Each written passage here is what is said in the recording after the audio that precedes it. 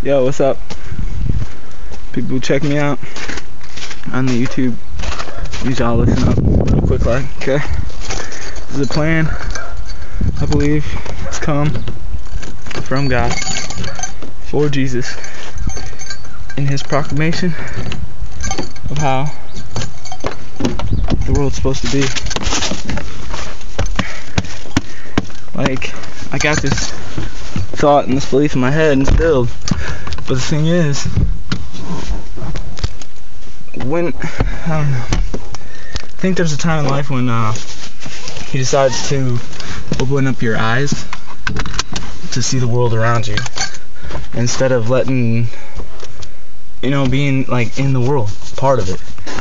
He gives you the vision of what it is that you're supposed to be doing, like, in his life, because it is his life, like, he gave it to us.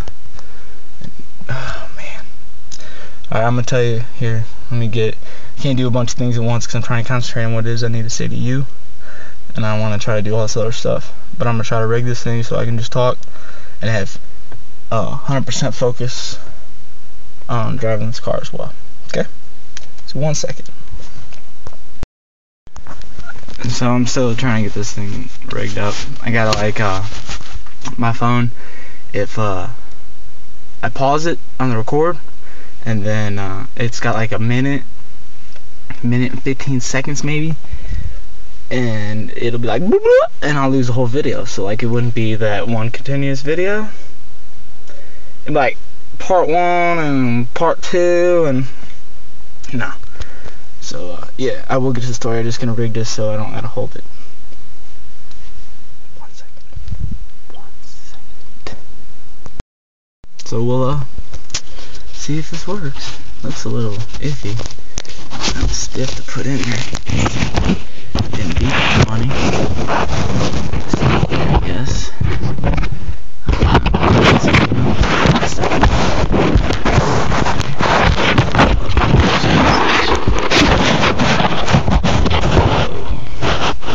Guess just right like that, huh? Like the sun did.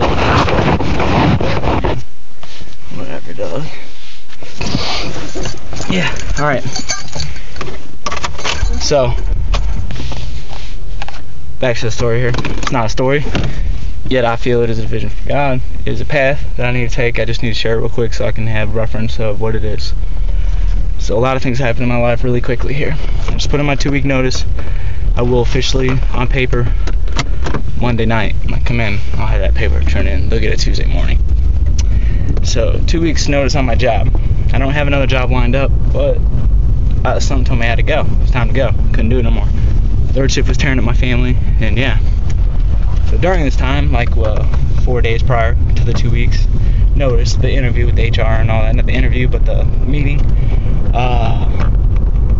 like, I started getting calls again, like, to go check out my 401k from working at Town and Country Builders. You know, I've been dumping money into them. They were matching. They did good. They was doing this, the match thing.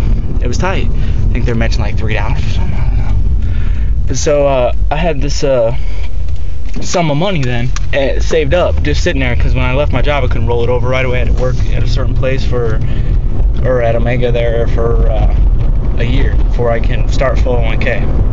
So I was just sitting there, you know, basically collecting money for a little bit, and so it's a little bit of money, and so like something told me, you know, you withhold nothing from the federal government, because like something was telling me that the dollar is about to fall apart, like there's not going to be no dollar soon. So I like you know, signed the papers to cash that bad boy out. So you know, I'm hoping to get that, and something's been telling me that I need to start something. I need to do something myself. Like every job I've had, I've always came to clash or be next to butt heads with like the people that ran the company or ran the business. Like I always felt like I had good ideas, like to help them, but they always felt like I was talking at them, talking smack. Like I was like, yeah, woo, this, that, but yeah, whatever. So something's telling me that I can get people to help me invest in their money and maybe even some of their time if they want.